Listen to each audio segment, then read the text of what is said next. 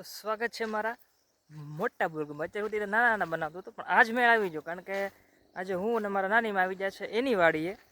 ઘણા ટાઈમ પછી ટાઈમ મળ્યો, કારણ કે આજે છે રવિવાર. અમે બે નીકળી જાય, બા આવ્યા મારી ઘરે કે હાલો કે વાડીએ જવું છે. તો હું તો થોડીક પ્રવૃત્તિ કરતો હતો, પણ ચાલો ને જઈ આવી. અમે વ્લોગ નથી બન્યો અને મને ટૂંકમાં વાડીએ જવાનો શોખ ઘણો ખરો એમ. તો હું નીકળી ગયો. તો અહીંયા મને એક પર્પઝ એ પણ હતું કે મેં મારો પહેલો બ્લોગ બનાવેલો છે, તમે જોજો. એ હિન્દીમાં છે. પહેલી વાર શરૂઆત મેં કરી હતી હિન્દીમાં.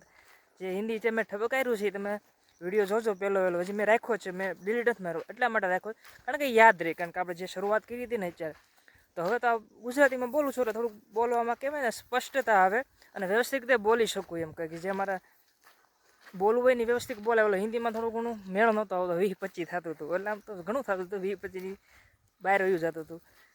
તો અહીંયા હળંગ જો ઘઉં વાવી દીધા છે મસ્તી મજાના, ઠેડ સુધી ઘઉં. અને કેવા વ્યવસ્થિત વાવ્યા, તમે જોકું લાઈનમાં. કેળો હાલવાનો રાખ્યો છે, શેઠો છે ને. હા જો મારા નાની માં કે શેઠો ઠેડ સુધી. અમારું તો હમેદાર છે, મને હમણાં જ કર્યો કાબા. તો એને હું અહીંયા વાડી આવવાની ઈચ્છા બહુ, કારણ કે અહીંયા એને કહેવાય ને કે એનું જીવન અહીંયા હોમી દીધેલું છે. એમ કહો તો ખોટું નથી. જે તે સમયે બહુ જ બળ કર્યું છે, કાળા તડકાનું તો કાળા તડકાનું. ત્યારે તો એવી સુવિધા નહોતી, અત્યારે બધી સુવિધા છે. તમે વાડીએ જાઓ એટલે અત્યારે છે તો તકલીફવાળું જ તે, નો ડાઉટ. મહેનત અત્યારે છે, પણ પહેલાં જેટલી નથી રહી એમ. હું તમને એમ કહું કે પહેલાં જેટલી મહેનત નથી રહી, કારણ કે ટ્રેક્ટર આવી ગયા.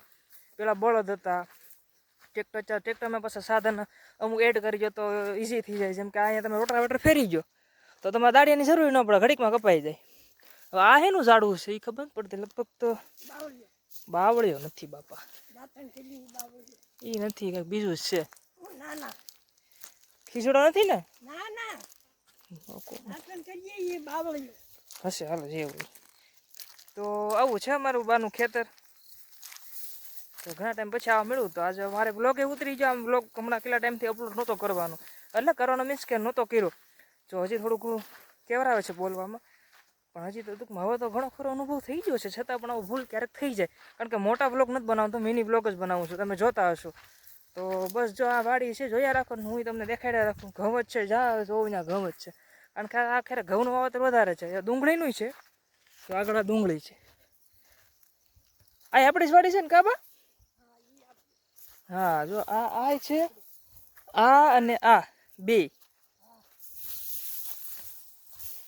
ધોરિયા ભરાય ને એવું કે ને, બધા ધોરિયા પાણી પીધા. આ બધા અત્યારે ખાલી છે. હવે કે પાણી અત્યારે પીવરાવ ને. અહીંયા રોટાવેટર ફેરવી દીધેલું છે. રોટાવેટરનું નુકસાન કેવું થાય ખબર? પછી આ તમારે હળગાવવાનું જ રહે. હળગાવે એટલે પોલ્યુશન એવું બધું થાય. માટલા પંજાબમાં જે કાંઈ, હરિયાણામાં દિલ્હીમાં જે પોલ્યુશન થાય એનું કારણ કે આ લોકો હળગાવે એટલે આનું જે કાંઈ ધોવાડો છે બધું વાતાવરણમાં જ ભળવાનો છે. બસ આ બધું ખેતર મારા બહારનું છે. આમ ઠેઠ સુધી જા તમને નજર લાગે ને ત્યાં ટોટલ કેટલી 35 વીઘા જેવું થાય છે ને લીધા પછી. લઈ આવ્યા ઘઉં? આનથી લીધા કા બહારથી લીધા હતા? જો આ નિશાન છે ને દવાના છે. સફેદ જે છે ને મશીન આવી ગયું. કેવો નજારો છે. હમણાં કઈ વાવાઝોડું હતું કાબા, કેવું ખતરનાક. રાખે અમે દાર કર્યું દેખાતો નથી, એટલા દાડવા ઉગી જાય. ત્યાં પેલા એવું નહોતું. પક્ષીઓ કેવા અહીંયા આટા મારે.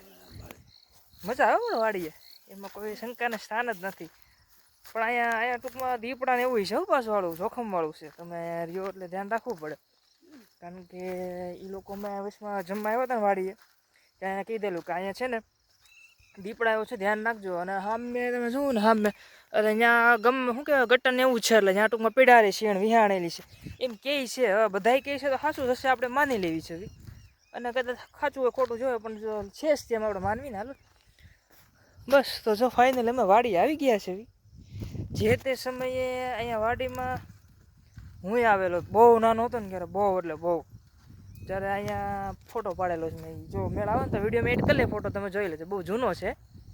અને જે તે સમયે શું કહેવાનું યાદ આમાં તો પછી એવું હોય બોલવાનું જરૂર થાય. હું બોલીનું કંઈ નક્કી નહીં, એટલે હોવી તો આપણે વ્યવસ્થિત રીતે બોલવાનું હોય, પણ હું બોલું ક્યારેક ખ્યાલ ન આવે.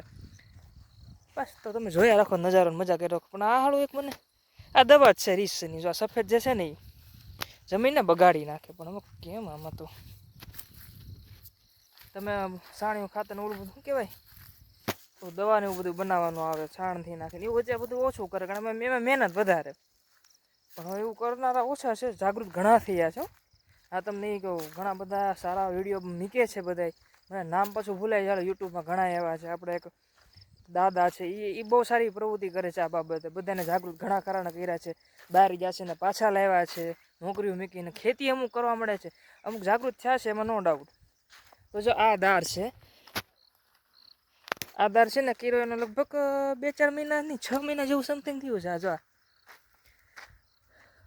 આની બધી હરજી બજી ગઈ હતી ને પછી આવી ગયું બધું તો હવે મારા મામા વિચારે છે કે 2 રૂમને ઉતાર લેવી અને સેજાઓ સ્વિમિંગ પુલ ને એવું કરે એટલે આપણે ધુબાકા દેવાના રે ટૂંકમાં ઉનાળા આવે ત્યાં વિયાવાનું વોટર પાર્કમાં ધક્કો ખાવા કરતા આમ અહીંયા દવાવાળું પાણી હોય તો વિચારે છે જોવી હવે ક્યારે થાય જ્યારે હાશું આવું તો કીધું ખરું થઈ જાય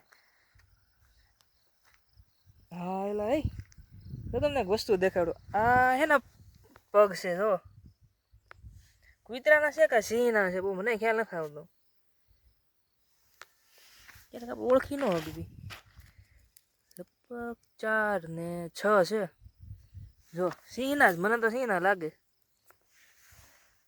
હશે હો તો સારું પછી ખબર નહીં હવે રામ જાણે તો તમે મને કોમેન્ટમાં જણાવજો એ જે પગલાં છે એ સિંહના છે કે કૂતરાના છે મને બહુ હું ઓળખી નથી શકતો મને સિંહના જ લાગે છે કારણ કે કૂતરાને એવા ન હોય કૂતરાના છે ગોળ આકારના હોય સિંહના છે ને થોડાક લાંબા હોય તો બસ આજના વ્લોગમાં જો આવું બધું છે બીજું કાંઈ છે નહીં આમાં ખાસ જો અહીંયા પગલાં હજી છે પણ આ કાંઈ દેખાતા નથી જે હોય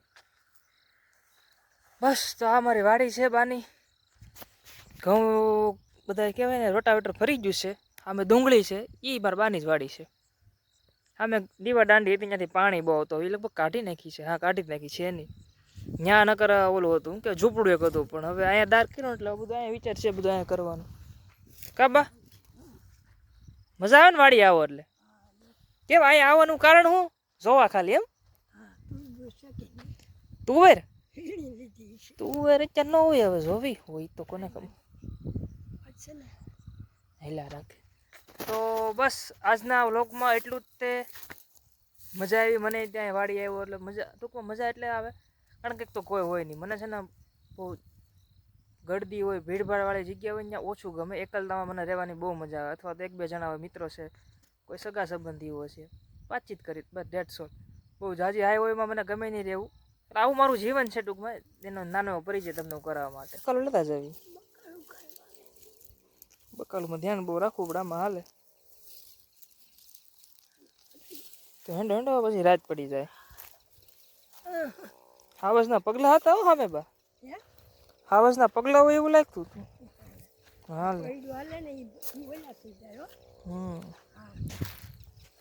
બસ તો હવે અમે જઈ રહ્યા છીએ ઘરે તો આજનો બ્લોગ થાય છે પૂરો લાઈક શેર અને ફોલો કરતા રહેજો ધન્યવાદ સીતારામ બધાને